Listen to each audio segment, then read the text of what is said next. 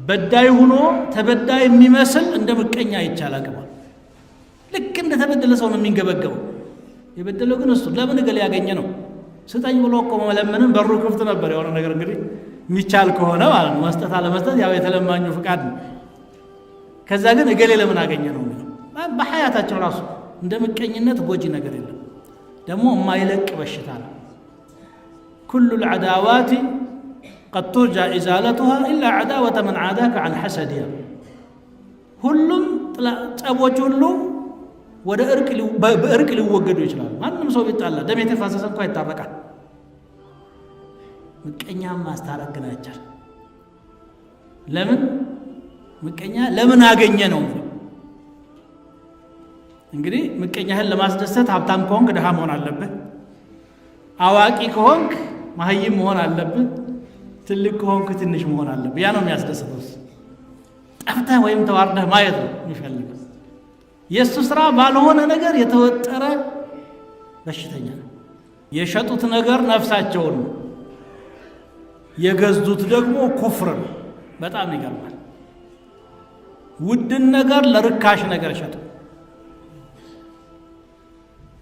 ለዚያ ደግሞ ገበያ ያነሳሳቸው ምንድነው? ምቀኝነት ነው። ለምን አላህ ይሄንን ነብይ ከኛ ጎሳ ውጪ ላከው? ወይንም አላህ ለምንድነው ነብይ ያደረገውና ማዕረጉን ያጎናጸፈው ነው? أم يحسدون الناس على ما آتاهم الله من فضله الله ከችሮታው ለሰዎች የሰጠውን ነገር ይመቀኛሉን ብሎ እንደሚለው ማለት ነው።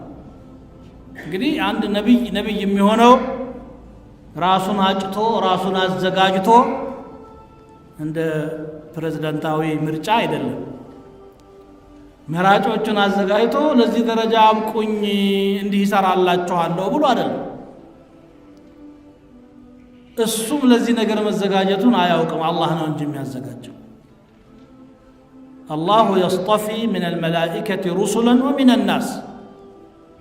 አላህ ከመላኢካዎች መካከልም ተላላኪውን እሱ ይመርጣል፣ ከሰዎችም እሱ ነው የሚመርጠው።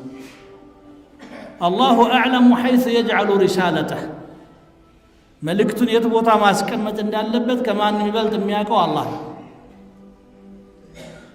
እንኳን መልእክተኝነትን ቀርቶ የግል ሲሳያችን እንኳን የምንጎርሳትን የምንቀምሳትን የመደበልን አላህ ነው። ነሕኑ ቀሰምና በይነሁም መዒሸተሁም ፊል ሐያቲ ዱንያ